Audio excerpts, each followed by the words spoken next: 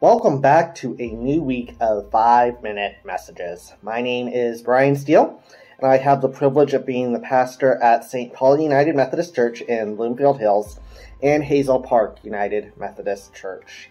And I'm coming to you from my home base of operations this week. And starting today and going for the next couple of weeks, I want to talk about a positively lovely topic. The 7 deadly sins. Don't go anywhere. Stay with me. It's going to be okay. Not going to start ranting and raving about what terrible people we all are. That's not helpful or the point of this. These messages are an invitation toward deeper spiritual formation. The 7 deadly sins aren't some type of demon out there to get us. But they're what author and professor Rebecca DeYoung calls glittering vices. They're everyday things that we get distracted by, that might not seem like a big deal, but are actually what's keeping us from lives of contentment and joy. So the 7 deadly sins are distractions that take our vision away from God and toward things that actually don't bring the fulfillment we think they will. So today I'd like to talk for just a few minutes about a sin that was new to me just a few years ago. It is called vainglory. DeYoung defines vainglory as the excessive and disordered desire for recognition and approval from others.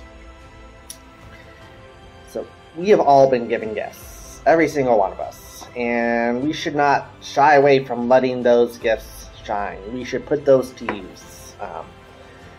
But when we demand that our gifts be noticed by others and puts us in the spotlight, that's when we're starting to slip into vainglory. When we are obsessing over the looks of something, needing to have that perfect lawn or garden, and not for our own fulfillment because we love gardening, but to get noticed by others, that's not exactly building up God's kingdom. And ultimately, it's what leads us to be miserable. Vainglory is ultimately a fear that we are not worthy before God as we are, that we have to be this great and exceptional person to earn God's love. We fear that God may not love the ordinary us. So what do we do about this? What's the antidote for vainglory? I want to tell you about a friend from a few years ago. His name is Mark. Mark has now passed away, but when I have taken time to reflect about Mark's life, I realized that Mark lived a life free from vainglory. When Mark was younger and a participant in the Special Olympics, Mark was about to cross the finish line in a race, but then he stopped. He looked back and he waited for others to catch up. He preferred people to be with him when he got across that finish line than to get the glory alone. Mark had Down syndrome, and one of his gifts that he offered me and so many others was being set free from what others thought.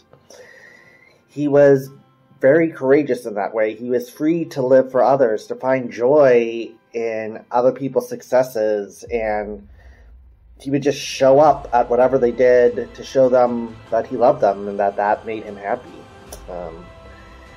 What he showed us is that when we don't focus on ourselves so much, we're actually more content. A life free from vainglory is a life of courage and joy. So I'm going to try to be more like my friend Mark. I think he has a lot to teach all of us because vainglory might give that temporary high, the crowd cheering your name.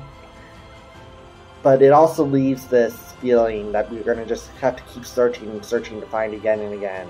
And it leaves us from really accepting God's love for us as we are, and keeps us even from loving our neighbors as they are. So that's it for today. We'll see you back here on Thursday when we talk about envy. Go in peace, knowing you are loved as you are.